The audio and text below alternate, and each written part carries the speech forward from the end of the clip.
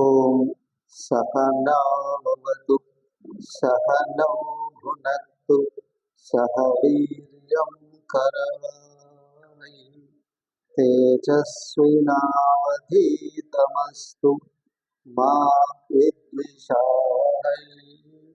ఓం శాంతి శాంతి శాంతి.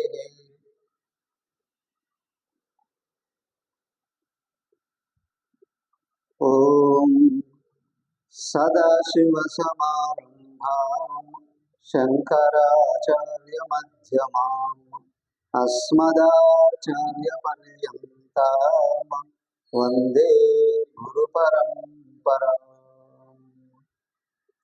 హరి భజ గోవిందం భజ గోవిందం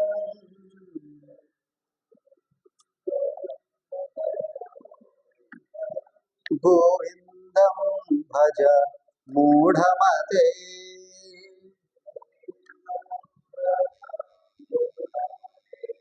సంప్రాప్తే సన్నిహితే కాలే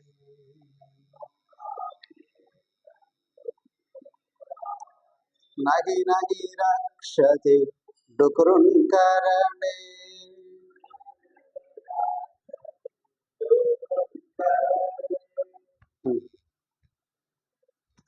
అగ్రే వహ్నిః పృష్ఠే భాను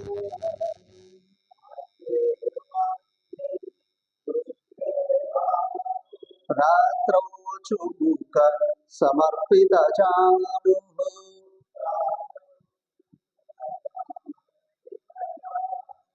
కరకలభిక్షః తరుతలవాసః.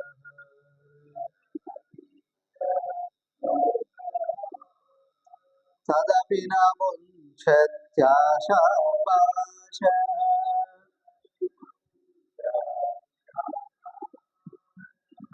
భజ గోవిందం భజ గోవిందం గోవిందం భజ మూఢమతే. సంప్రాప్తే సన్నిహితే కాలే నహి నహి రక్షతి డుకృంకరణే.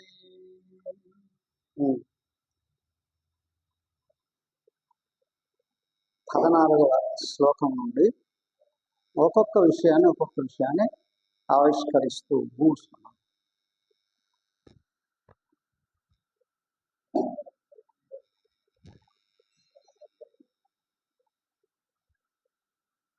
క్లాస్లో కూర్చున్న తర్వాత మాట్లాడదాం.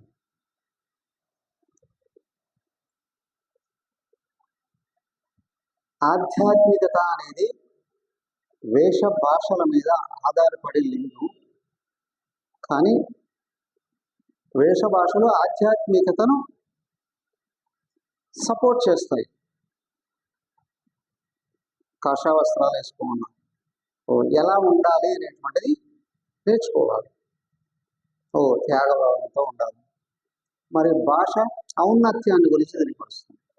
లోపల ఆలోచన విధానం ఏ విధంగా ఉందండి అని తెలుస్తుంది. అంతేగాని కేవలం వేషం మార్చుకున్నది మాత్రాన, భాష మార్చుకున్నది మాత్రాన ఆధ్యాత్మికత వచ్చినట్టు కాదండి. దానికి దేవుడి గురించి చెప్తూనే దేవుడు అయిపోయినట్లు కాదు.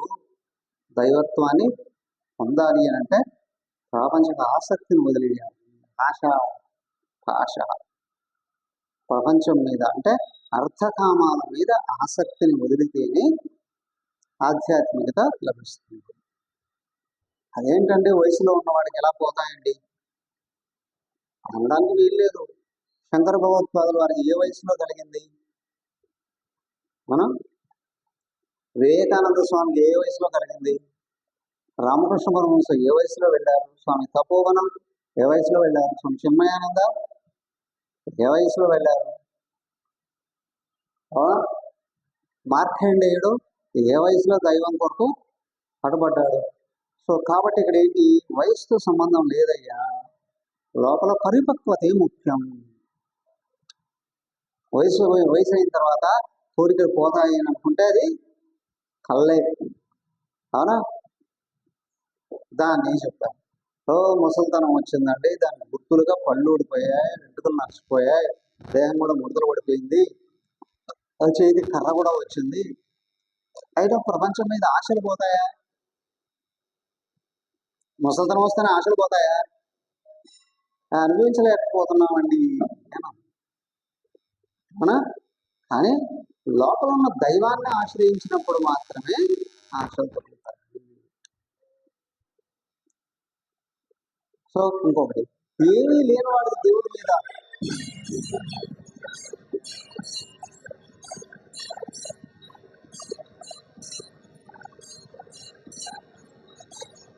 సాధించచ్చునా?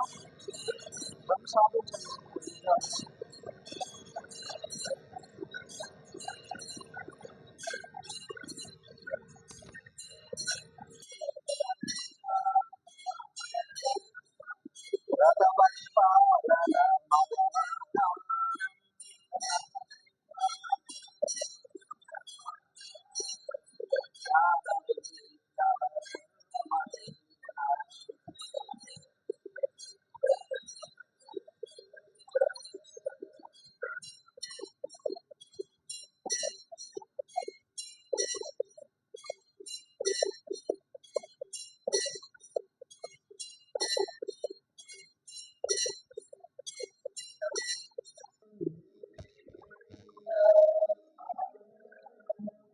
వ్రత పరిపాలన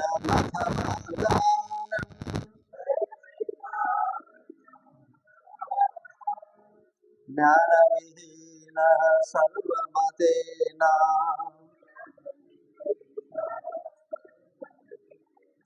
భజతి నముక్తిం జన్మశతేనా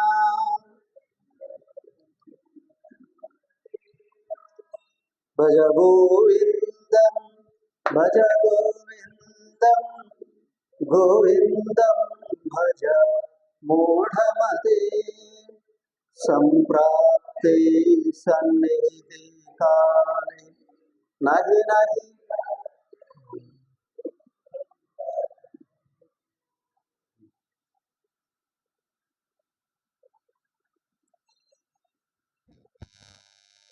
గంగా సాగర గమనం పోతే యాత్రలు అనేక రకాలు, ఒక్కో యాత్రకి ఒక్కొక్క రకమైనటువంటి ప్రయోజనం ఉంది. అన్నిటికంటే గొప్ప యాత్ర ఏదయ్యా? సాగర గమనం. మనం గంగా నది సముద్రంలో కలిసే ప్రదేశాల్లో స్నానం చేయడం అనేది ఏదైతే ఉందో అత్యంత శ్రేష్టమైనటువంటిదండి. అలాగే వరద పరిపాలన మొదలవుతారు. వరదాలు ఒక్కొక్క మతములు, ప్రతి మతంలో వాళ్ళకి సంబంధించిన పూజల ఆచారాలు సంప్రదాయాలు అన్నీ ఉన్నాయి. వ్రతాలు దాన ధర్మాలు ఒక్కొక్క క్షేత్రంలో ఒక్కొక్క రకంగా దానం చేస్తే ఏమేమి పుణ్య ఫలాలు ఉంటాయండి అని తెలియపరుస్తారు. ఇవన్నీ ఉన్నప్పటికీ కూడా సర్వమతైన ఏ మతంలో అయినా జ్ఞాన విహీన ఆత్మజ్ఞానంగా లేకపోతే నా ముక్తి జన్మశతి నవజతి. ఈ ఆచారాలు సంప్రదాయాలు ఉన్నాయి, వందల కొలది జన్మలు చేసిన ముక్తి మాత్రం రాదండి. ముక్తి మాత్రం రాదండి. ఏమండి వీటన్నిటి వల్ల ప్రయోజనాలు ఉంది. దేని కొరకండి? మనసును శుద్ధి చేయడానికి. ఒక్కొక్క దానికి ఒక్కొక్క రకమైన ప్రయోజనం ఉందండి. వీటన్నిటిని కలిపి ఏం చెప్పారు అంటే ఇష్టపూర్తాలు అన్నారు. నేను బ్రాహ్మణాలలో ఇష్టపూర్తాలు అన్నారు. ఇష్ట దైవ కర్మలు, పూర్తం సామాజిక ధార్మిక కర్మలు. వీటన్నిటిని దాన ధర్మాలు అంటారు, పూర్తము అంటారు. దైవ కర్మాన్ని ఇష్టాన్ని. రెండింటి ఉద్దేశం మనసును శుద్ధి చేయడం. దాన ధర్మాలు చేస్తున్నాడు, ఎందుకు చేయాలండి? 3 స్థాయిల్లో కూడా చేస్తారండి అన్న చేస్తూ ఉంటారు. ఎందుకు అంటే ఎవరినో చంపేయడానికి కూడా దానాలు చేస్తారు కదా. అందరూ కలిసి చందాలు వేసుకొని పోగు చేసి ఎవరినో ఒకటి లేపేద్దాం, ఒక నాయకు ఉండడం, లేదా ఒక పెద్ద బిజినెస్ మ్యాన్ ఉండడం, లేదా ఒక వ్యక్తిని వేసేద్దాం కదండి. కానీ దానం చేస్తున్నాడు, ఆ పాపం వల్ల వీడికి కూడా వాటా వచ్చి తీరుతుంది, తప్పనిసరిగా వాటా వస్తుంది. దేనికైతే ఇస్తున్నామో ఆ కర్మ స్వభావాన్ని బట్టి దానికి నీకు ఖచ్చితంగా వస్తుందండి. రెండవది ఏంటయ్యా అంటే పేరు కోసం చేయడం. ఆయన ఎవరో అన్నారట, అయ్యా మా దేవాలయం విగ్రహం పెడుతున్నాం, నువ్వేమైనా డొనేషన్ ఇస్తావా అంటే, ఆ విగ్రహం ఫేస్ నా అలాగా ఉండేటట్లు ఇస్తాను అన్నారు. విగ్రహానికి డబ్బులు ఇస్తాను కానీ ఆ విగ్రహం ముఖం నాలాగా ఉండాలి అని అన్నారట. అంటే రేపటి నుంచి పూజలు ఎవరికి చేయాలి? అలా పూజలు ఎవరికి చేయాలండి కదా. దేవాలయానికి ఎంటర్ అవుతూ ఉంటే దేవుడు గుర్తు రావాలి, అవునా? దేవుడిని మరిపించి ఇంకెవరు మొహమో చూసుకుంటూ కదా వెళ్ళారు అంటే దేవాలయానికి వచ్చి లాభం ఏంటి? సో కాబట్టి ఇక్కడ ఏంటంటే నా పేరు కనిపిస్తే, నా పేరు వినిపిస్తే నేను సహాయం చేస్తాను అనడం మరీ ఘోరంగా ఉంటుంది. లేదా అంటే 10 రూపాయలు ధ్యానం చేసి 100 రూపాయలు ఇచ్చినాడు, 10 రూపాయలు ఇచ్చేసి పేపర్లో వేయించుకోవడం, కీర్తి ప్రతిష్టలు కోరుకుంటే నువ్వు ఇచ్చిన దానం అక్కడితో ఆగిపోతుంది. దానివల్ల పుణ్యం పొడవ రావడానికి అవకాశం లేదు. మరి నిజమైన దానం ఏంటండి? నువ్వు ఇచ్చేది రెండో వాడికి తెలియకుండా మాత్రమే కాదు, కుడి చేతితో ఇస్తే ఎడం చేతికి కూడా తెలియకుండా కానీ ఇవ్వగలిగితే భర్తృహరి అంటాడు, అది దేవుడి దగ్గర చేరుకోమండి. కుడి చేతి ఇచ్చేది ఎడం చేతికి కూడా తెలియకుండా. మరి ఎందుకు ఇవ్వాలంటే అలా అంటే దానం అనేది ఇతరులకు అవసరాలలో ఆదుకోవడం. ఇతరులు ఎవరికి ఎప్పుడు ఏది అవసరం ఉందో అవసరం ఉన్న సమయంలో వెంటనే వెళ్ళి ఆదుకున్నాడు ఎవరంటే ఆ వ్యక్తి అంటాడు, దేవుళ్ళగా వచ్చావయ్యా అని. నిజంగానే అప్పుడు దేవుడు అక్షతలు వేస్తాడు, దేవుడు ఆశీర్వదిస్తాడు. అలాంటి పరిస్థితులు నీకు ఎప్పుడు వచ్చినా ఆయన ముందుంటాడు, భగవంతుడు ముందుంటాడు. దీనివల్ల ఏమవుతుందంటే వ్యక్తిలో హెల్పింగ్ నేచర్ డెవలప్ అవుతుంది. ఇలాగా రాను దైవత్వం బయటకు వస్తుందండి. దేవుడికి ప్రతినిధులుగా మారుతారండి వాళ్ళు. అవసరమైన వాళ్ళకి అవసరమైన సమయంలో అవసరమైనది సహాయం చేసి కంపౌండిపోవడం దేవుడికి అత్యంత ఇష్టం. ఆయనకు ప్రతినిధులుగా మార్చుకుంటాడు వాళ్ళని. ఇవి ఏమేం చేయాలంటే జనరల్గా అప్పుడు చేసేవాళ్ళది అన్న ధర్మశాలలు కట్టించడం,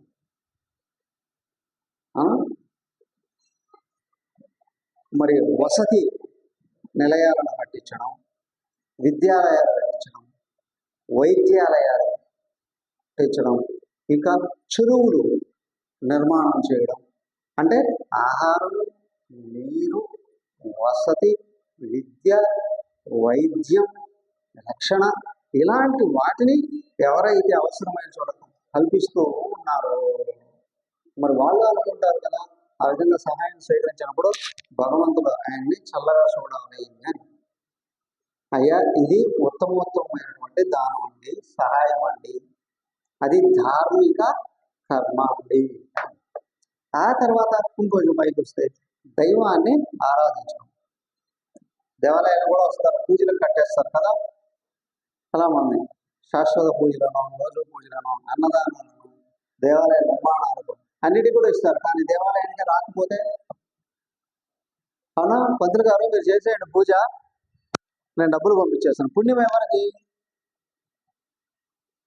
ఎవరికి పుణ్యం ఉంటుంది? మరి ఆ పంతులు గారు నాకు అవకాశం వచ్చింది కదా మళ్ళీ ఆయన ఆరాధించుకోవడానికి అని కానీ భావిస్తే ప్రయోజనం ఉంటుంది. నాకు డబ్బు వచ్చింది నేను చేయించుకుంటాను అనుకుంటే ఇక్కడ ఏమవుతుంది? కూలీ అయిపోతుంది, కూలీలాగా అయిపోతుంది. డబ్బులు ఇచ్చారు చేయొచ్చు. అవి దేవుడికి నీకు సంబంధం ఏంటి? ఎవరో చెప్తున్నారు మా గురుగారి దగ్గర, అమ్మాయి 25 ఏళ్ల నుంచి మా ఇంట్లో గీతా పారాయణం జరుగుతుంది, రోజు 18 అధ్యాయాలు. ఓహో అయితే నీకు భగవద్గీత మొత్తం వచ్చా అని అడిగారు అమ్మగారు. నాకు ఒక శ్లోకం కూడా రాదు. 25 ఏళ్ల నుంచి రోజు 18 అధ్యాయాలు చదివితే నీకు రాకుండా ఎలా ఉంటుంది? మీకు కదా మరి పంతులు గారు వచ్చి చదివిపోతారు. పుణ్యం ఎవరికి? నిజంగా ఆ పంతులు గారు కానీ పంతులు గారికి కానీ భగవద్గీత కానీ అర్థమైందంటే నీ ఇంటికి వచ్చి పారాయణం చేయడు. అర్థమైందా? ఆయన కూర్చోండి చోటు నుంచే దైవ స్మరణలో నిలబడిపోయాడు. దేవుడే పరిగెత్తుకుంటూ వస్తాడు ఆయన సహాయం చేయడం. ఆయన ఇంటికి వెళ్ళి ఒక్కొక్కరి ఇంటికి వెళ్ళి పారాయణం చేయాల్సిన అవసరం ఉండదు. ఆయన కూడా అర్థమయ్యి ఉండుంటే కదా. ఏమయ్యా, భగవంతుడికి దగ్గరకు రావాలి అని అంటే మొట్టమొదట స్థూలమైన పాపాలు పోవడానికి, మనసు సున్నితం కావడానికి ఇతరులకు సహాయం చేయండి అని అన్నాడు. ఆ తర్వాత దైవం అర్థం కావడానికి, దైవత్వాన్ని నింపుకోవడానికి దైవ కర్మలు చేయండి అని అన్నాడు. పూజలు ఎందుకు చేయాలండి? మనసుకు ఏకాగ్రత కుదరడానికి. 10 ఇంద్రియాలు ఉన్నాయి, 10 వైపులు వెళ్ళిపోతూ ఉంటాయి. ఒక విగ్రహం దగ్గర కూర్చుని ఆయన రూపాన్ని చూస్తూ, ఆయన మంత్రాలు చదువుతూ, ఆ మంత్రాల్ని వింటూ, అక్కడ వేస్తున్న పువ్వులు లేదా అగరొత్తులు వాసనను కూడా పిలుస్తారా లేదా? సరే, అన్ని విధాల ఇంద్రియాలన్నీ ఒక్క చోట నిలబెట్టడం ఏదైతే ఉందో అది అద్భుతంగా ఏకాగ్రతను ప్రసాదిస్తుందండి. పూజ అయిపోయింది, పారాయణం చేశారు, లోపల ఉన్న అల్లజడులు ఆగిపోతాయండి. పారాయణం చేసి ఆగాలి. తర్వాత జపం చేశారు. జపం చేసేటప్పటికి ఏమవుతుంది? సెకండ్కు 150 ఆలోచనలు వస్తాయండి మనసులో. 15 నుండి 150 ఆలోచనలు ఒక సెకండ్లో. అవునా? ఇప్పుడు నామం పట్టుకుంటే ఒకే నామం, ఒకే రూపం చూస్తున్నాడు అనుకోండి, ఆలోచనలు ఎన్ని ఉన్నాయి? ఒకటే, ఒకే ఆలోచన. సంపూర్ణ ఏకాగ్రత అండి. ఎటు తిప్పితే మనసు దాంట్లో దూసుకొని వెళ్ళిపోతుందండి. జపానికి ఎంత శక్తి ఉందండి. మనసును దగ్గర పెట్టుకొని ఏ పని చేసినా తప్పనిసరిగా విజయం సిద్ధిస్తుందండి. మరి మనసు దగ్గర ఉండాలి అంటే ఇదిగో అండి జపం, ఒకే నామం, ఏ రూపం దగ్గర పెట్టాము. ఆ స్థితి వస్తేనే వేదాంతం కూడా అర్థం అవుతుంది. వేదాంతమే కాదు, ఏ శాస్త్రం అర్థం కావాలి అన్నా ఏకాగ్రత కావాలి. జ్ఞానం పెరగాలి అంటే ఏకాగ్రత కావాలి. ఎదుగా పూజ, స్తుతి, జపం ఇవన్నీ అందిస్తాయండి. ఇప్పుడు భగవంతుని గురించి వింటూ ఉన్నారు అనుకోండి, ఏం చెప్తున్నాను? భగవంతుడు ఎక్కడున్నాడు? అంతటా ఉన్నప్పటికీ అందరిలో అందరూ అయి ఉన్నవాడండి. ఎవరు లోపల ఉంటే నువ్వు బ్రతికున్నావో, ఎవరు వదిలేస్తే నువ్వు చనిపోతున్నావో ఆయనేనండి భగవంతుడు. అది తెలుసుకోవడానికి దేవాలయాలు. అవునా? దేవుడు లోపల ఉన్నాడు. ఎవరై ఉన్నాడు? నేను నేను నేను అంటూ లోపలికి వచ్చేవాడు ఆయన. చనిపోయాడు అంటే నేను వెళ్ళిపోయాడు. నువ్వు బ్రతికున్నంత వరకు కనుక్కోకపోతే, ఏమన్నా బతికున్నంత వరకు ఈ దేహాన్ని ఏమో అనుకున్నావు, పోయిన తర్వాత ఇంకేం లాభం? దానికి జీవించి ఉండగానే నేను ఈ దేహం కాదు, నేను దేహం ఇల్లు లాంటిది, ఇంట్లో యజమాని తిరుగుతూ ఉన్నాడు, ఇంటిని ఉపయోగించుకుంటూ, అలాగే ఈ దేహంలో తిరుగుతూ ఉన్నాడే ఆయన భగవంతుడు. ఆయనే నేనై ఉన్నాను. ఇది జ్ఞానం. జ్ఞానం ఇది నా సర్వమతేన. నువ్వు ఏ మతంలో అయినా ఉండొచ్చు కదా, ఇంకా దరిద్రంగా మతాలు మారిపోవడం అనేది. ఉదారమైన గుణాలు కలిగిన వాడిని హిందువుగా పుట్టిస్తాడట. ఇక్కడ దైవాన్ని ఆరాధించకపోతే తీసుకెళ్ళి క్రిస్టియన్లో పడేస్తారు. అక్కడ కూడా తలుచుకోలేదంటే తీసుకెళ్ళి ముస్లింలో పడేస్తారు. వాళ్ళు ఊతికి ఆరేస్తారు కదా, నమాజ్ చేయకపోతే. పైకి వస్తుంటే హిందూ మతం దగ్గర వచ్చినప్పుడు ఏమవుతుంది? నువ్వు దైవత్వాన్ని పొందడానికి అవకాశం ఉంది, దైవంగా మారడానికి అవకాశం ఉంది. ఎవడయ్యా జీవన్ముక్తుడు అంటే నేనే, ఆయన్నే నేను అని, నేను భగవంతుడినే అని తెలుసుకోవడం. ఈ నేను అనేది లోపల ఏదైతే ఉందో అది భగవంతుడు. నేను దేహాన్ని వదిలిస్తే, తాత్కాలికంగా అయినా వదిలిస్తే, దేహంలో లేదనుకోండి, నిద్రపోతూ ఉన్నాడు, దేహం పనిచేయదు, మనోబుద్ధులు పనిచేస్తున్నాయి. గాఢ నిద్రలోకి వెళ్ళిపోయాడు ఈ నేను అనేవాడు, మనోబుద్ధులు కూడా పనిచేయదు. దేహాన్ని వదిలేశాడు, దేహం కుళ్ళిపోతుంది. ఇంకా నేను అనేవాడు లోపల ఉన్నంత వరకు దేహం పనిచేస్తుంది, దేహం నిలబడుతుంది. దేహం జీవించి ఉంటుంది. ఈ నేనన్నవాడు వదిలేస్తే 24 గంటల లోపల కుళ్ళిపోయి పేలిపోతుంది, ఎందుకు పనికి రాకుండా పోతుంది. ఈ నేను అనేవాడు భగవంతుడయ్యా, వాడిని జీవించి ఉండగానే తెలుసుకుంటే జీవన్ముక్తుడండి. అలా దీన్ని తెలుసుకోవడానికే మిగతావన్నీ కూడా దానాలు, ధర్మాలు, వ్రతాలు. ఏమయ్యా, ఒక క్షేత్రంకి వెళ్ళి దానం, కాశీకి వెళ్ళి గోదానం చేస్తే ఏమొస్తుంది? ఓకే, నిజమే, ఒక్కొక్క క్షేత్రానికి ఒక మహిమ ఉంటుంది. కాశీలో ఏం చేసినా 1000 రెట్లు ఫలం ఉంటుందండి. నదీ తీర్థాన ఉన్న దేవాలయాల్లో ఏం చేసినా 100 రెట్లు ఫలం ఉంటుందండి. ప్రశాంతత ఉంటుంది అక్కడ, ఋషి సంప్రదాయం ఉంటుంది. కాశీలు చేస్తే 1000 రెట్లు ఫలం, బదరికెళ్ళి చేస్తే బ్రహ్మకపాలంలో అండవని అంటారు కదా, అక్కడ ఏం చేసినా 10,000 రెట్లు ఫలం ఉంటుందండి. 10,000 రెట్లు. అక్కడ బదరీలో అంత ప్రసిద్ధమైన పుణ్యక్షేత్రం అండి అది, భగవంతుడికి నిలయం అండి. అందుకేగా దేశంలో చార్ధామ యాత్ర అంటే ఇంకా అమర్నాథ్ యాత్ర అంటే కైలాస యాత్ర అంటే, మరి గంగాసాగరం అంటే మహా విచిత్రాది విచిత్రము. అక్కడ సంక్రాంతి 3 రోజులు ఉంది, భోగి, మకర సంక్రాంతి, కనుమ. ఈ 3 రోజులు సముద్రం పొంగి వస్తుంది. సముద్రపు కట్టుకి 2 కిలోమీటర్ల దూరంలో కపిలముని ఆశ్రమం ఉంటుంది. కపిలముని దేవాలయం ఉంటుంది.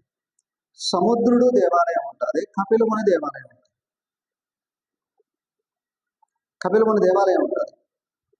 ఈ సముద్రం ఉందే, ఆ భోగి రోజు పొంగి నేరుగా వస్తూ వస్తూ వస్తూ వస్తూ రాత్రి అయ్యేటప్పటికి వచ్చి ఆ దేవాలయం దగ్గరకు వచ్చేస్తాం.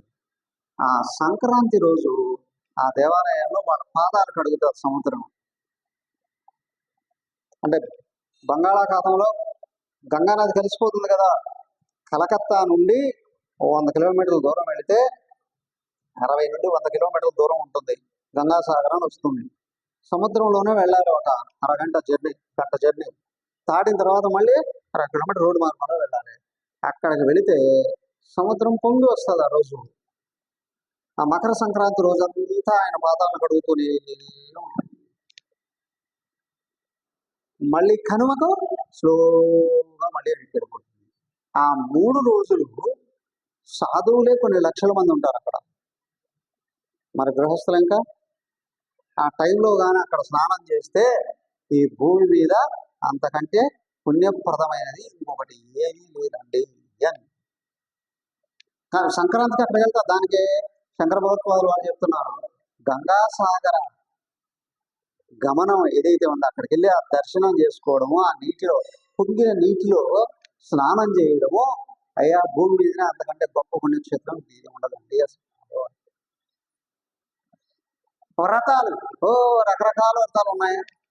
ఏకాదశి వ్రతం, అమావాస్య వ్రతం, పౌర్ణమాస వ్రతం, ఏమైనా కేదారేశ్వర వ్రతం, సత్యనారాయణ అలా చేస్తారు లేదా, రోజు పూజలు, యాగాలు, యజ్ఞాలు, ఇంకా ఇంకా ఇంకా అని ఎన్ని రకాల వ్రతాలు ఉన్నా, లేదా వ్రత సమయాల్లో దానాలు, ధర్మాలు ఎన్నైనా చేసుకోండి అండి, పుణ్యం వస్తుంది. కానీ జ్ఞానం వస్తూ ఉండేటప్పుడు ఇవి సహకరిస్తాయి. జ్ఞానాన్ని వదిలిపెట్టి ఇవన్నీ చేసుకుంటే, నేను చేసుకున్నాను అవెందులో ప్రతి సంవత్సరం యాత్రలకు వెళ్ళేవాళ్ళు. ఆ సంవత్సరం వెళ్ళారు, పక్కింటి వాళ్ళు అడిగారు, ఎవరో వచ్చి అడిగారు, ఏమండి మీరు ప్రతి సంవత్సరం యాత్రలకు వెళ్ళేవాళ్ళు కదా, ఈసారి ఎందుకు వెళ్ళాలి నువ్వు అని. మా పక్కింటి వాళ్ళు తమిళియన్స్ అండి అని. నేను మిమ్మల్ని అడుగుతున్నానండి, మీరు ఎందుకు యాత్రలకు వెళ్ళలేదు? అదేనండి, మా పక్కింటి వాళ్ళు తమిళియన్స్, వాళ్ళకి తెలుగు రాదు, నాకు తమిళ్ రాదు, నేను యాత్రకు వెళ్ళేసి వస్తే ఎవరికి చెప్పుకోవాలి? యాత్రకు ఎందుకు వెళ్ళిస్తున్నారు? పక్కన వాళ్ళకి చెప్పుకోవడానిక? ఒక్కసారి అట్లాగా యాత్రకు వెళ్ళేసి వస్తే, అవునా, మధ్యలో ఎన్ని ప్రాంతాల్లో దాటుతూ ఉన్నారు. పూర్వమైతే పాదయాత్ర అనేవాళ్ళు కదా, కొన్ని వేల మందిని కలిసే అవకాశం వస్తుంది, వాళ్ళ జీవన స్థితిగతులను తెలుసుకునే అవకాశం వస్తుంది. అవునా? వాళ్ళకు దానాలు అన్నారు అందుకే కదా, సహాయం చేసే అవకాశం వస్తుంది. అంతా తిరిగి తిరిగి తిరిగి తిరిగి వచ్చిన భూమి అంతా ఒక్కటేనండి. మానవులందరూ సమానమేనండి. ఒకరు ఎక్కువ ఒకరు తక్కువ కాదండి. కొందరికి ఆర్థిక పరిస్థితి తక్కువగా ఉండొచ్చు, కొందరికి ఆర్థిక పరిస్థితి బాగా ఉండొచ్చు. కానీ ఎక్కడ చూసినా ఉత్తమోత్తమైనటువంటి స్వభావం కలిగిన వాళ్ళు ఉన్నారండి. అలాగే పెద్ద కుటుంబాలుగా చెప్పబడే అవునా అతి నీచమైన స్వభావం కలిగిన వాళ్ళు కూడా ఉన్నారు లేదా? అవన్నీ సూచించిన తర్వాత ఏది వదిలిపెట్టాలి, ఏది పెంచుకోవాలి, వ్యక్తిత్వం వికసించడానికి అవకాశం ఉండాలి. సో కాబట్టి ఏంటంటే యాత్రలన్నీ పుణ్య సంస్కారం కోసం, వ్యక్తిత్వాన్ని వికసింపజేసుకోవడం కోసం, దైవీ గుణాలను పెంపొందింపజేసుకోవడం కోసం. అన్నిటికంటే ముఖ్యమైనది ఎక్కడికి వెళ్ళినా అవునా అందరిలో దేవుడు ఉన్నాడు, సర్వ జీవరాశుల్లోనూ దేవుడు ఉన్నాడు. ఆ దేవుడి మీద ఇష్టాన్ని పెంచుకోవడానికి, ఎక్కడ ఇష్టం పెరుగుతూ ఉందో దైవీ గుణాలు వస్తాయండి. ఎక్కడ దైవీ గుణాలు వస్తున్నాయో భగవంతుడు అక్కడే తిరుగుతూ ఉంటాడు. ఇక్కడ దైవీ సంపత్తి కలిగినటువంటి వ్యక్తుల మధ్యలో భగవంతుడు పుడతాడు. అవునా? పేద బ్రాహ్మణులు శంకరాచార్య వారి తల్లిదండ్రులు పుట్టాడు లేదా? పేద బ్రాహ్మణులలో పుట్టాడు. మన సృష్టిలోనే అంతకంటే గొప్ప మహానుభావుడు ఎవడు లేడండి అనే స్థితికి ఎదిగాడు. రామకృష్ణ పరమహంస వాళ్ళ తల్లిదండ్రులు నిరుపేదలే. మరి అక్కడ పుట్టి చూడండి, ఆ బెంగాల్ అంతా పావనం చేయడమే కాదు, ఆయన 5వ క్లాస్ కూడా చదువుకోలేడు. ఓ చిన్న దేవాలయం పూజారిగా స్టార్ట్ చేశాడు కదా. ఆయన ఇప్పుడు ప్రపంచమంతా రామకృష్ణ మిషన్లో ఆయన ఆరాధిస్తారా లేదా? రామకృష్ణ మిషన్లో ప్రపంచమంతా ఆరాధిస్తారండి. ప్రపంచమంతా తిరిగిన వివేకానంద స్వామి ఆయన సాక్షాత్ ఈశ్వరుడు అండి అని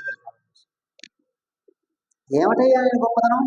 అంతా ఒకటే అని చెప్పడం కాదు, చేసి చూపించాడు.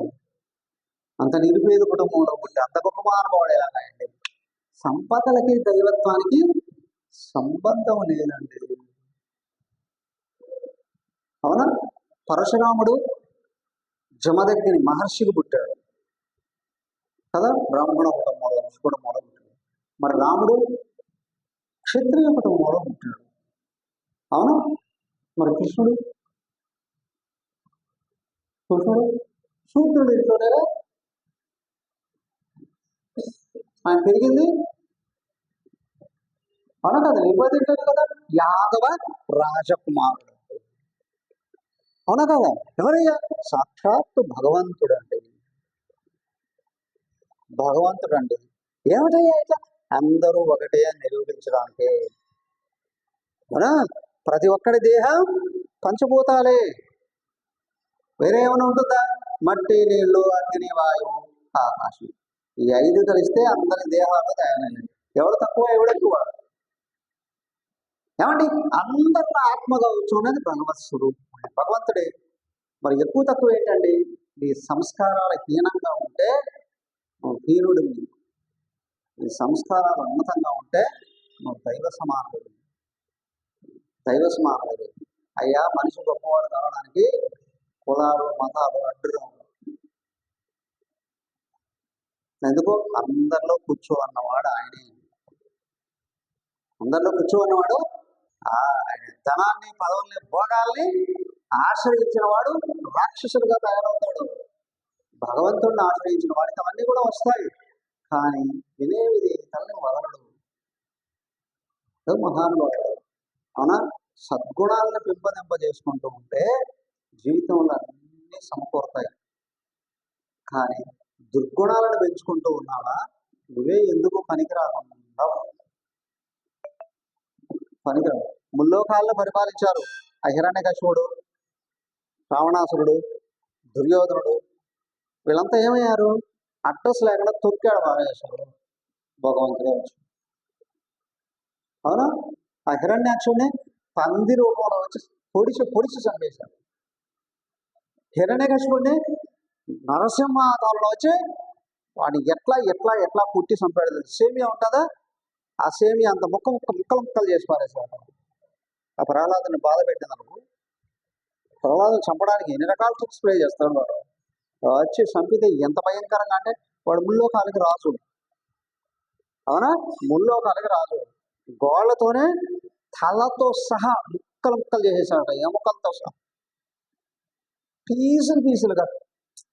ఏమయ్యాడు వాడు, అవునా? రావణాసురుడు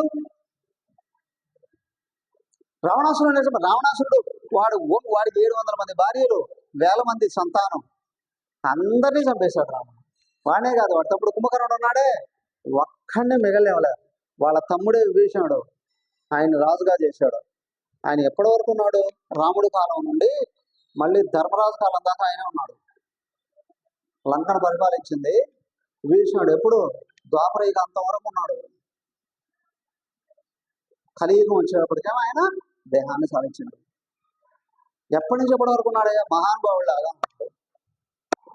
దివ్య పురుషుడిలాగా వెలిగాడు. రామాలయంలో ఆయన విగ్రహం కూడా పెట్టి, ఆయన విగ్రహం కూడా రామాలయంలో, ఎక్కడ? ధనుష్కోటిలో రామాలయం ఆయన విగ్రహం కూడా పెట్టి పూజిస్తున్నారు ఇప్పటికీ. ధనుష్కోటికి వెళ్ళారా? రామేశ్వరం ధనుష్కోటి దగ్గర ఒక రామాలయం ఉంది, లాస్ట్ రామాలయం అదే. ఆ రామాలయంలో, అవునా, ఒక పక్కన విభీషణుడు విగ్రహం కూడా ఉంది. ఆయన కూడా పూజించబడుతున్నాడు. రాక్షసుడు పుట్టాడు. హలో, ఇక్కడ వినాలి, మాట్లాడకూడదు. కూర్చొని వినండి, అక్కడ వెళ్ళండి. సంస్కారాలను పెంచుకుంటూ ఉంటే జీవితం ఎదుగుతుంది. సద్గుణాలను పెంచుకుంటే మనిషి అన్ని విధాలుగా ఎదుగుతాడు. ఇక్కడికిక్కడే దైవత్వాన్ని పొందుతాడు. ఆ దైవత్వాన్ని పొందినవాడు, వాళ్ళకి విలువ ఎవరూ లెక్క కట్టలేరు. వాళ్ళు ఎక్కడున్నా మహానుభావులే. సురమందిర తరు మూల నివాస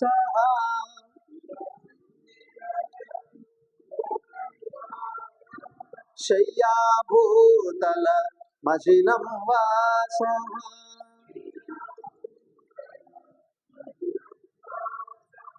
సర్వ పరిగ్రహ భోగ త్యాగ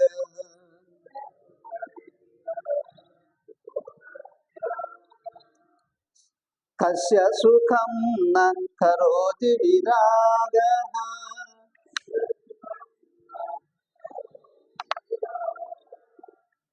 భజ గోవిందం.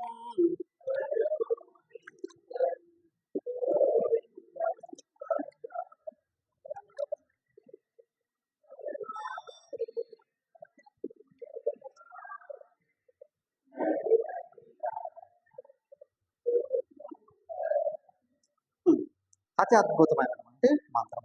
ఎవరయ్యా గొప్పవాడు? ఏముందండి, ఆయన ముఖేష్ అంబానీ 750 కోట్లు పెట్టి ఇల్లు కట్టి భార్యకి గిఫ్ట్గా ఇచ్చాడండి.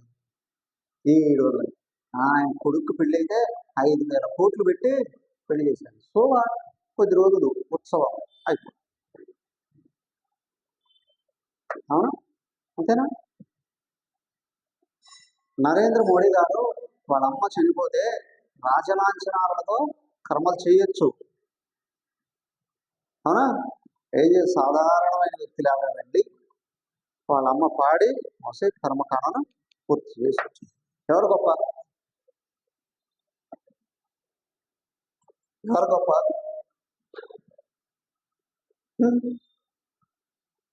ప్రధానమంత్రి చనిపోతే అక్కడ ఢిల్లీలోనే కర్మకాండ చేస్తారు.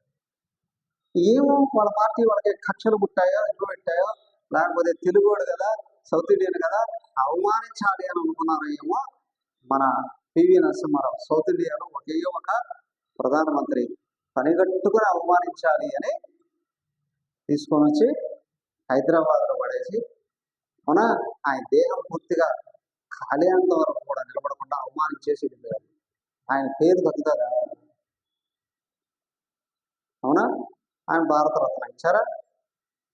ఇచ్చారా లేదా? భారతరత్న ఇచ్చారా? ఆయన స్థితి పోతుందా? ఆయన పేరుని తీసేయగలరా? అలాగా చేసిన వాళ్ళకి ఏమైనా మహారత్నలు అవుతారా? అవుతారా? అవునా? పనిగట్టుకుని గొప్ప వాళ్ళని అవమానించేవాడు నీచుడుగా మారతాడు కానీ, అవునా కదా? మునిగిపోతూ ఉన్న భారతదేశాన్ని నిలబెట్టిన వాడండి పివి నరసింహారావు. అవునా కదా? అమెరికాకి వెళ్తే దాస్యంగా బతుకుతూ ఉన్న వాళ్ళని కూడా అక్కడికి వెళ్ళి కూర్చోబెట్టి పాఠాలు చెప్పిన వాడండి పివి నరసింహారావు. అవునా కదా? ఆయన గొప్పతనం తగ్గుతుందా? ఆయన నాలెడ్జ్ వెళ్ళిపోతుందా? ఆయన మహత్వం దూరం అవుతుందా? కాకపోతే వాళ్ళ బుద్ధులు చూపించుకుంటారు, అంతేనా? వాళ్ళకున్న నీచమైన బుద్ధుల్ని ఆయన దగ్గర చూపించుకున్నారండి. సో ఆయనకేం కాదు, ఆయనకేమి కాదు. సో ఇక్కడ గొప్పవాడు ఎక్కడ ఉన్న గొప్పవాడే. అవునా? దానికి ఆయన చూడండి, ఊరికి రాజైనా పొరుగురికి వెళితే పోలిగాడే ఇంటి మన రాష్ట్రానికి ముఖ్యమంత్రి అనుకోండి, కావచ్చు, రాష్ట్రం అంతా గౌరవించవచ్చు. ఇతర రాష్ట్రాలకు వెళితే డోంట్ కేర్. మన దేశానికి ప్రధానమంత్రి కావచ్చు, అదే ప్రధానమంత్రి విజ్ఞానవంతుడు, సంస్కారవంతుడు అయితే ఏ దేశానికి వెళ్ళినా రాజలాంఛనాలు చూపిస్తారు. అవునా కదా? మనం చూస్తున్నాం చాలా మంది, ఇప్పటి వరకు 16 మంది 15 మంది ప్రధానమంత్రులు ఇతర దేశాలకు వెళితే ఏ విధంగా గౌరవించబడతారు. ఇప్పుడున్న ప్రధానమంత్రి వెళితే, అవునా కదా? ఇతర దేశాల ప్రధానమంత్రులు కొంతమంది అయితే ఆయన పాద నమస్కారం చేయడానికి కూడా, అవునా? ఎందుకయ్యా? పార్టీ తరఫున వచ్చాడని, దేశం తరఫున. ఆయన వ్యక్తిత్వం అయ్యా, ఆయన వ్యక్తిత్వం అయ్యా. ఆయన ఎవరు? అబ్దుల్ కలాం గారు. పుట్టింది ముస్లిం గారు కదా. ఆయన చనిపోయిన రోజు ప్రపంచంలో అన్ని దేశాల వాళ్ళు వాళ్ళ జెండాని అవనంతం చేశారు. ప్రతి దేశం, అన్ని దేశాల వాళ్ళు జెండా దించారు. ఎందుకంటే ప్రపంచం అంతా గౌరవించదగిన వ్యక్తి. విచిత్రం, ముస్లింసే ఆయన వినేశారు. అవునా? వేశారు. ఆయన చనిపోయినప్పుడు, సమాధి అయినప్పుడు ఎవరు ఒక్కరు రాలా. 10 మంది ముఖ్యమంత్రులు వెళ్ళారు, ప్రధానమంత్రి కూడా వెళ్ళారు. ఎవరు గొప్పండి? గొప్పవాడి దగ్గర గొప్పవాడే వస్తాడండి. అవునా? గొప్పవాడి గొప్పతనం ఎప్పటికీ పోదండి. ఒకసారి ప్రధానమంత్రిగా రాష్ట్రపతిగా వచ్చి 5 ఏళ్ళ తర్వాత వెళ్తూ ఉంటే, వచ్చేటప్పుడు బ్యాగ్ పట్టుకు వచ్చిన వాడు వెళ్ళేటప్పుడు 2 లారీలకి సరుకులు వేసుకొని, అబ్దుల్ కలాం గారు వెళ్ళేటప్పుడు చిన్న సూట్ కేసులు 2 పట్టుకుని వెళ్ళాడు. ఒక దాంట్లో 5 సర్టిఫికెట్స్, ఒక దాంట్లో 4 జతల బట్టలు, బస్ అంతే. నిరాడంబరంగా వెళ్ళాడు. కానీ ఆయన బయటికి వెళ్ళినా అదే గౌరవంతోనే చూపించడం. చివరి నిమిషం వరకు దేశం కోసం పాటుపడుతూనే ఉన్నాడు. మాట్లాడుతూ డయాస్ మీద అట్లాగే కూలిపోయాడు. ఎవరికి వస్తుంది అంత అద్భుతమైనటువంటి గొప్పతనం? ఏం చేశారయ్యా? ఆయన గొప్పతనాన్ని గుర్తించి ప్రధానమంత్రితో సహా వెళ్ళి ఆయన సొంత ఊర్లో పెద్ద స్మారక మందిరం నిర్మాణం చేసి వచ్చారు కదా. ఎప్పటికీ భూమి ఉన్నంత వరకు గుర్తుపెట్టుకుంటారా ఆయన్ని? సో గొప్పతనం దైవీ గుణాలలో దానికి వాళ్ళకి ఏమీ లేకపోవచ్చు. సురమందిర తరుమూల నివాస, ఉండడానికి ఇల్లు లేదండి. మనం పురాణాలలో చూస్తే అవధూతలు, మహాత్ములు ఎక్కడ పడితే అక్కడ తిరుగుతూ వాళ్ళకి కనిపిస్తారు. అవధూత ఈయన ఎవరు? దత్తాత్రేయులు ఎక్కడ ఉంటారో ఎలా ఉంటారు, ఎవడో గుర్తుపట్టాడు. పిచ్చోళ్ళ తిరుగుతూ ఉంటాడండి. రామకృష్ణ పరమహంస ఇప్పుడు ప్రపంచం అంతా పూజిస్తుంది. ఒట్టి గోచి పెట్టుకుని దేవాలయంలో పూజ చేసుకున్నాం. గోచి పెట్టుకొని దేవాలయంలో పూజ చేసుకున్నాం. అవునా? మనం చూస్తూ ఉంటాం బైబిల్ అక్కడక్కడ. ఉండడానికి నీడ కూడా లేకుండా రోడ్లలో తిరిగి ఎక్కడ పడితే అక్కడ పడుకుంటూ ఎప్పుడండి అని తర్వాత చివరిలో తెలుస్తుంది. చివరిలో తెలుస్తుంది. సురమందిర దేవాలయాల్లో నివసించారు రమణ మహర్షులు వారు. రమణ మహర్షులు వారు ఎప్పుడు చిన్న 4వ తరగతో 3వ తరగతో చదువుకుంటూ ఇల్లు వదిలేసి వచ్చేసాడు. ఎక్కడున్నాడు? అరుణాచలం దేవాలయంలో ఉన్నాడు. పట్టి గోచి కట్టుకుని అక్కడ ఉన్నాడు. ఆ పాతాళ లింగం అని ఒకటి ఉంది చూసారా? అరుణాచలం పాతాళ లింగం అని ఉంది, భూమి లోపల ఉంటుంది లింగం. ఆ లింగం అక్కడికి వెళ్ళి అక్కడ పూజలు కూడా చేసేవారు కాదట. అక్కడికి వెళ్ళి కూర్చున్నాడు. ఎన్ని రోజులు అయిందో ఏమో, శివరాత్రి వచ్చింది క్లీన్ చేద్దామని లోపలికి వస్తే ఒక అబ్బాయి లోపలికి వచ్చి ఉన్నాడండి. ఏమని అంత పరిగెత్తుకుంటూ వచ్చాను ఈవుతో సహా. అయితే చూస్తే ఎన్ని రోజులు అయిందో కూర్చొని ఏమో ఆయన కింద సీటు ఉంటుంది తొడలతో సహా కండరాలన్నీ పురుగులు తినేసాయట. ఒట్టి ఎముకలు బయటపెట్టినాయి. ఎన్ని రోజులు అయింది కూర్చొని కదలకుండా ఎలా ఉన్నావు? కండరాలను కూడా తినేస్తూ ఉంటే ఎందుకు తెలియలేదు ఆయనకి? నిర్వికల్ప సమాధిలో ఉంటున్నాడండి. మహానుభావుడు అండి, మహాత్ముడు. తర్వాత అన్నారు ఏమని? ఆయన సాక్షాత్తు స్కందుడేనండి, సుబ్రహ్మణ్యం స్వామి. కొన్ని వేల మంది శిష్యులతో వెళ్ళాడు ఒక ఆయన, కావ్యకంఠ గణపతి శాస్త్రి అని. ఆయన ఆ కోస్తాలోను అలాగే తమిళనాడులో కూడా చెన్నై వైబంద కొన్ని వేల మంది శిష్యులు ఆయనకి. ఆయనకు కొన్ని సందేహాలు ఉండేవి ఆత్మజ్ఞాన విషయంలో, ఆత్మానుభవ విషయంలో. అక్కడికి వెళ్ళి ఆయన దగ్గర కూర్చున్నాడో లేదు అన్నీ వెళ్ళిపోయాయట. అప్పుడు అన్నాడు, ఆయనే అన్నాడు, అంతకుముందు పిచ్చివాడు రమణ అని ఏదో పిలిచేవాడు, భగవాన్ రమణ అని ఆయన అన్నాడు. భగవాన్ రమణ మహర్షి అని ఆయన పిలిచాడు. అప్పటి నుంచి అందరూ ఆ పేరుతో పిలిచాడు. ఏమయ్యా అంతకుముందు ఆయన కాదా? తెలుసు, మహాత్ముడే గుర్తిస్తాడండి. ఎక్కడ ఉన్నాడు? ఆ దేవాలయంలో అప్పుడు ఉండేవాడు. అక్కడ డిస్టర్బెన్స్ గా ఉందండి. అందరూ వచ్చి కాళ్ళ మీద పడుతూ ఉంటే చూసి ఏం చేశాడు? అలా కొండకి పైకి వెళ్ళిపోయాడు. పైన ఒక గుహ ఉండేది. అంతకుముందు ఎవరికి తెలిసేది కాదు. ఆ గుహలోకి వెళ్ళి కూర్చోడు, స్కంద గుహ అని. ఆయన అక్కడ కూర్చుంటే భక్తులు ఒకరొకరు వాళ్ళు వచ్చి అక్కడ చేరారు. అక్కడ చేరితే మనుషులే కాదు, ఆయన చూడడానికి పులులు వచ్చేటివాడు, ఎలుగుబంట్లు వచ్చేవాడు, పాములు వచ్చేటివాడు ఆయన చూడడానికి. అక్రూర మృగాలు కూడా వచ్చేటివి. బైబిల్ పరిగెత్తి పారిపోతూ ఉంటే భక్తులు చెప్పేవాడు, అవి కూడా మీలాగా చూడడానికి వచ్చాయమ్మా, మీరేమి భయపడకండి అని. ఆ తర్వాత తెలుసు వాళ్ళ అమ్మ కూడా అక్కడికి వచ్చేది. వాళ్ళ అమ్మ కూడా జరిగింది. వాళ్ళ అమ్మ చనిపోయింది 10 రోజుల తర్వాత. ఆమెను తీసుకొని వచ్చి కొండ కింద సమాధి చేసి ఆయన కూడా అక్కడ కూర్చున్నాం. దాని మీద ఒక పందిరి వేశారు. అదే పెద్ద ఆశ్రమం కావాలి, పెద్ద ఆశ్రమం అన్నమాట. ఏమయ్యా, పెద్ద ఆశ్రమం కట్టుకొని ఆయన వచ్చాడా? ఆయన ఉన్న చోట ఏర్పడిందా? అవునా? అంతకుముందు అరుణాచలం అంటే ఎవరికి తెలియదు. కానీ ఆయన వచ్చిన తర్వాత అరుణాచలం అంటే నోటీస్లో సురమందిర తరుమూల నివాస. ఆ పైన ఉండేటప్పుడు చెట్టు కింద పడుకో ఉండేవాడు, చెట్టు కింద కూర్చోండేవాడట. తరుమూల నివాస శయ్యాభూతల మజినం వాస. ఆ చేయినే తలకడగా పెట్టుకొని ఎక్కడో చోట బాణ మీద పడుకునేవాడు, నేల మీద పడుకునేవాడు. ఏమయ్యా, ఒకవేళ ఏమైనా ఉంటే కొంతమంది శివుడికి ఏమున్నాయి? ఇల్లుందా? శివుడికి ఇల్లుందా?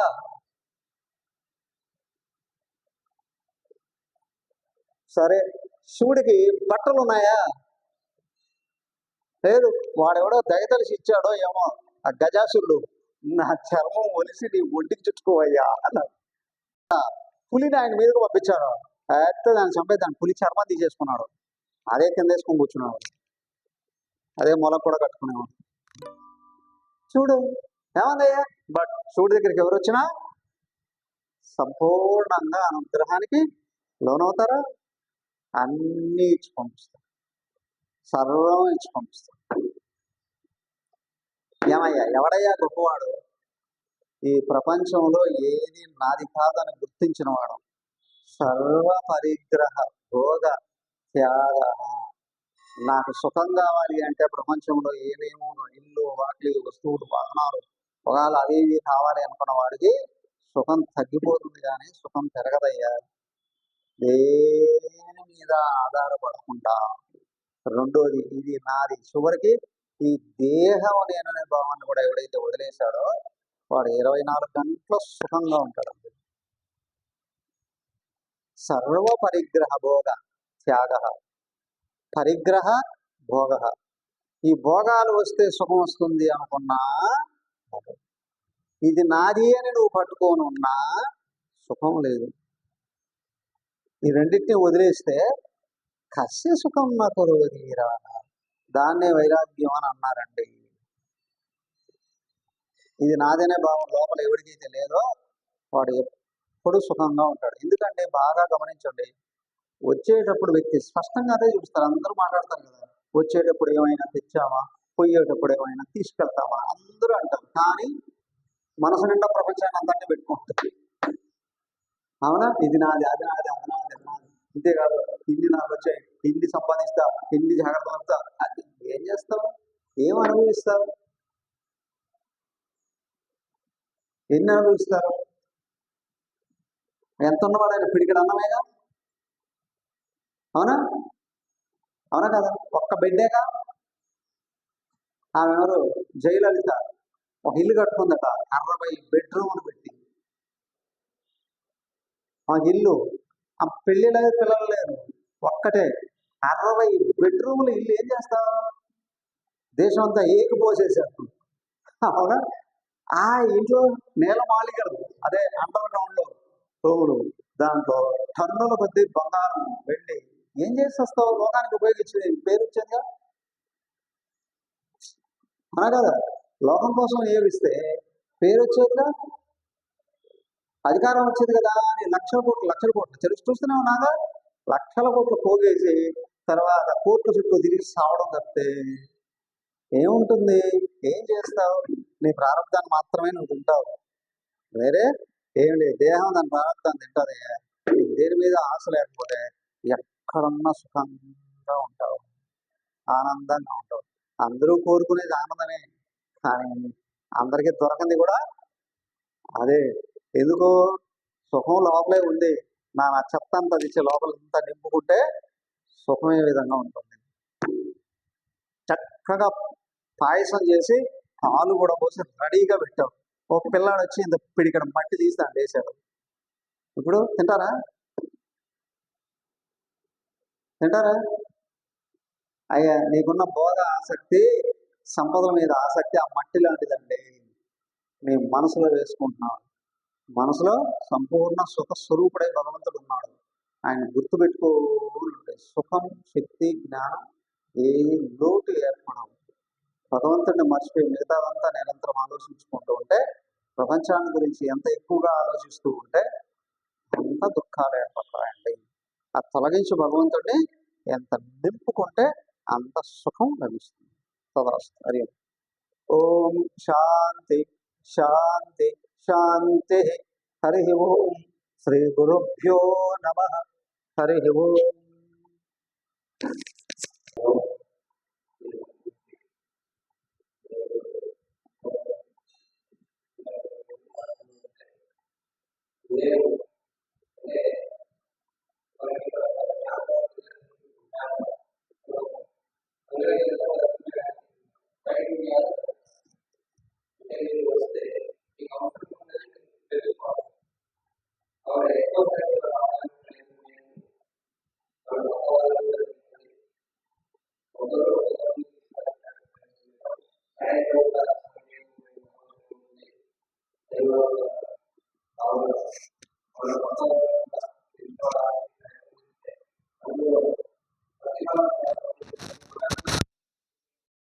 అందరికీ హరితో జయగలరు.